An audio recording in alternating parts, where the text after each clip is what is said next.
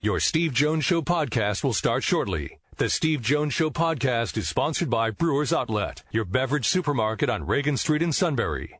I do have to ask, where are you staying? Do you know, in New Orleans? I think we are staying, my understanding is we're actually staying at the convention center, which is where the Sure. wrestling's going to be at the Orion Convention Center. Well, good. That's fine. You're near. That means you're near the French Quarter. Yeah. Right. I'm okay with that. Okay. Pat O'Brien's Dueling Pianos, Dickie Brennan's, Quarter Two Sisters. Come on. Nola. Come on. Great restaurants. This is your trip.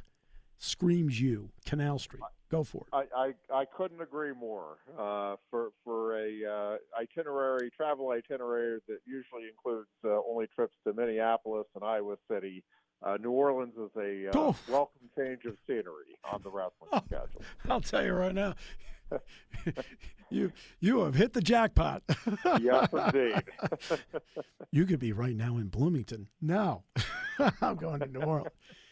They're off to a really good start, which is not unexpected to this point. So when you look at the progress they have made, what do you like so far? What has to be better? Yeah, there's a lot to like, Steve. I mean, I really like where the conditioning is at, and that's, certainly not unusual for this program. But, I think there were a couple of kids that maybe have even surprised themselves with just how far along they are on that end against some of the upper echelon competition that they've faced in some of the matches early in the season. A guy like Shane Van Ness, who just hasn't had a chance to go live, really. I mean, he had 2 matches last year, but the injury really limited him in terms of what he could do. And so I really like where they're at, just conditioning and team chemistry-wise. I just think – I feel like I say this every year, but I mean it every year. I feel like this team is as close, if not closer, than any squad they've had before. And you can just see it with the interaction within the room and within the team, and not just among the starters. I think there's just a really good vibe right now around all of these guys. And, listen, there's some things technique-wise that especially some of the younger guys need to improve on, and they know it, and it'll come. I mean, there's no question about that. I think probably that's the thing I'm most excited about seeing this coming tournament is guys like Shane Van Ness, and certainly Alex Facundo is going to see some guys that are on a much higher plane than anybody they've faced to this point this season. And just getting that experience and test and measuring stick, I think, is big for those guys at this stage of the season. When I talked with Kale last week, we were talking about Greg Kerkvliet putting on about 25, 30 pounds. Yeah. What kind of difference has that made? And it doesn't seem like he's lost a step of quickness in doing it. No, and I think that's the biggest thing, Steve, is that, he's put on that weight without any discernible. And listen, they do some pretty heavy-duty measuring within the squad in terms of figuring out where they're at with quickness and speed and all of that stuff. And all of that is also showing that he really has not lost a step, that the quickness is and the athleticism is every bit what it was a year ago.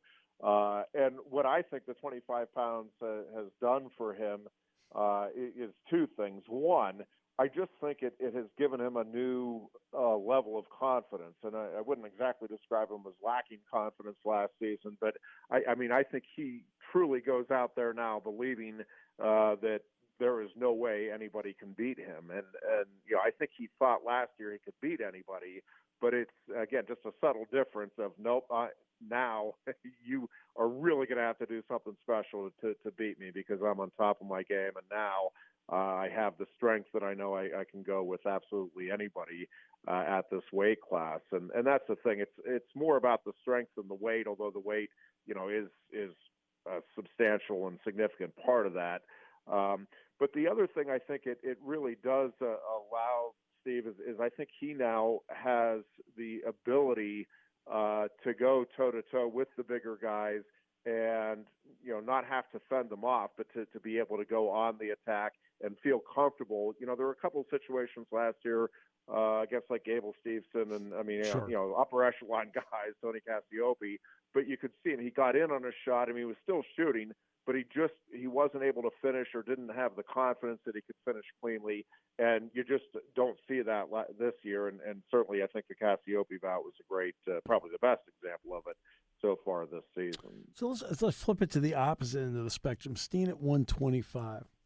What are you seeing there? Because, I mean, look, youth comes into play here. It's been catch as catch can on points. What are your thoughts? Yeah, I think, it's a confidence thing there, too. And I think, he has a whole lot of talent and just needs to kind of figure out how to use it at this level. I really like the way he is making subtle little adjustments in his game on the technique front. And I think as the season goes along, he's going to get better and better. I don't think, he comes in with some high accolades from high school. Sure. and well-earned honors. I don't think he is as naturally gifted as some of the other kids in the lineup. And so, I think it's going to be more of a grind for him to try to get, the point where he can get on the podium at some point in his career. But, you love the work ethic, and he's a wrestling smart kid. I mean, he is making those adjustments. I think he's still, truthfully, a little undersized for the weight class. When you look at some of the other top level guys, he's probably walking around at 10 to 15 pounds under what those guys are walking around at when they're not cutting weight. And so, he's at a bit of a disadvantage, but that's, just the reality of the situation he's in, and he's going to have to figure out how to wrestle through that and be the best version of himself he can. And I think he's well on his way to doing that. I like the coachability and the way he approaches the sport. Something that Cale and I talked about, a couple, 3 questions last week, dealt with Bo Bartlett. When you see a guy finally get to his natural weight to wrestle, what's the difference that you see in him now that he's at the weight that now fits him? Yeah, I think kind of same thing we've been talking about. Confidence is just such a big part of sports in general and wrestling in particular, and you can just see it. He's more comfortable, confident there. He feels at home at that weight class. I think the biggest thing for him still, Steve, is he is just such a bright, thoughtful kid. Yeah. That I think it almost sometimes gets in the way of just because he has a great natural feel for the sport, and I think there are times where he's just kind of overthinking and overanalyzing when he's out there instead of, hey, just let it roll and let it fly, and you can analyze later what happened. But he definitely, I mean, the potential is through the roof here at this weight, and again, you can just see it in the way he carries himself. There's just a different level of confidence and belief about what he can accomplish here now that he's at what he believes, and that's the most important thing, is his home weight. And I don't think there's any question it's the weight that he's most effective at. I feel he has benefited in some ways because he wrestled in a different weight class, that he saw things, and in terms of power, he saw certain elements that he can now apply at this weight class. Is that fair? Yeah, I do think it really helped him from a technical standpoint being at that weight, because there were some things, where he wasn't going to overpower, some of the top kids at that weight. Right. So he had to figure some things out and really hone in on some technique.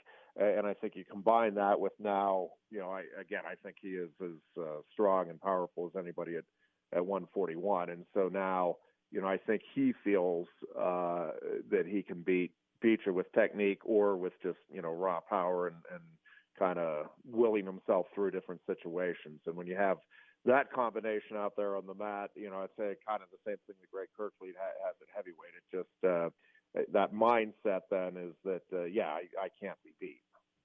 Anybody surprise you so far in this lineup? Van Ness is still probably the guy that, and it's not that I didn't think he had potential, and that, I just thought it was going to take him a while to wrestle himself into being kind of what we're seeing at the early stage of the season. The fact that he's where he's at this stage of the season, and listen, both he and Facundo at 65 are in loaded weight classes, just deep top-end talent at each weight class. And again, I wouldn't say that Van Ness is surprising me in terms of what he's doing. It's just how quickly he's doing it. And, he's really shown some grit in some of these early matches, and you just don't know that. I mean, you see it in the room and you get a pretty good feel for it, but until you get in a match where you need to dig deep a little bit and really figure some things out against a guy that's giving you some problems. And we've seen that a couple of times already from Van Ness. And I think we'll see it with Facundo. He just hasn't had the opportunity yet to face top-level guys, and he'll certainly get that opportunity in New Orleans. Yeah, so let's talk about New Orleans for a moment, the opportunity to see, quote, better competition across the board. Give us an idea of what, in terms of the challenge of this that faces Penn State and going down for the 2 days. Yeah, I think it's an exciting few matchups for Penn State. I think Central Michigan is just one of those really solid dual meet teams. Always good. They're always good. They don't have as many top-end guys that are going to contend for national title honors at the end of the year, but they just have a bunch of really solid guys that they, Casey Cunningham will tell you, Tom Borelli was his coach. He's still at Central Michigan, and Borelli is about as good a technician as you're going to find in the country. So his guys are going to be well prepared, well coached, and again, a very solid team, but certainly a team that on paper Penn State, dual meet score-wise, should handle fairly easily. And then you go to North Carolina, a little more top-end talent, a few more guys that I think can contend for high-end All-American. But again, I think Penn State, the matchup there favors them, and you certainly like their chances. But I think, again, a couple of the guys should get really good tests and good measuring stick opportunities there. And then, assuming it'll be either Iowa State or Cornell that they'll face on Tuesday night. And either team, I mean, they're both loaded with high-end All-American national title contenders. And again, if Penn State's healthy and is wrestling its full lineup on Tuesday night, which is the plan, I think, Penn State's obviously going to be very tough to beat. But I think that both of those teams are both have enough high-end talent and are solid enough up and down the lineup that if Penn State's not on, it could be a dangerous dual meet. But again, I think that the real benefit there is getting guys like Terrell Barraclough, the freshman that we mentioned, the opportunity to face some of that top-end competition and, possibly be in a situation where they have to, produce, at least keep a score to a decision for Penn State to be able to accomplish what it wants to and get out of there still undefeated. In all the years you've done this, and now especially in recent years, how do you view success, Jeff? Do you view success in the team score, or are you thinking about success in terms of individuals? Yeah, I will tell you that my mindset has changed with Cal. That's right. No, the way he approaches exactly it, for right. sure. That's why I asked the question. Yeah, and I mean, there's no question, and I do watch now. All right, is this guy making the adjustments that they're working on in practice, and that that they know they needed to improve on from the previous match, and you're right. Depending on the kid, like a Gary Steen may lose, but you may be thrilled with hey, man, he really has figured out that part of his game, and now we can go to work seeing some of the other parts, whereas somebody else may win, and you're like, oh, man, yeah, but the double leg that they've been working on for 2 weeks, never even tried it. So, yeah, it definitely has changed, and yeah, I do watch. I try to be fair to the kid. Obviously, a win is a win, and that's a big deal at this level of wrestling. But yeah, I'm watching to see. Okay, are these guys doing what's kind of being asked and what they're working on in the room right now, and is that translating to what both the kids and the coaches want to see in terms of results and the steps along the way to where they can make this thing all come together in March. Yeah, because when it comes to winning and losing dual meets, obviously that's the first thing I look at is the score. I got it. But when I start looking at the lineup and so forth, I'm always thinking now about March whenever I watch Penn State. I mean, that's how I'm looking at it. Are they making the steps forward individually to get them to March? Yeah, for sure. And you're wanting to see with guys like Bravo Young and Starachi and Brooks, are they widening that gap the way they want to be? And if not, are there little things there that they just need to go back to work on technique wise and make some adjustments?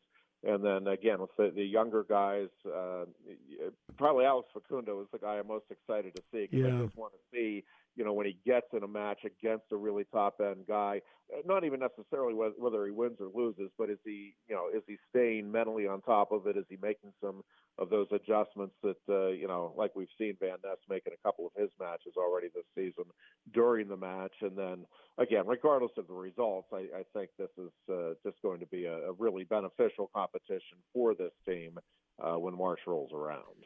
Jeff, enjoy it going down there, the competition, because, no matter what, we kid around about going to restaurants, but it's a business trip. And take care of business like you always do. We look forward to hearing it. And when you do get a chance, enjoy being in New Orleans. Yep, for sure. We will do both things. Merry Christmas to you and that beautiful family of yours, by the way. Merry Christmas to you, Steve. Thank you very much. Thanks, Jeff.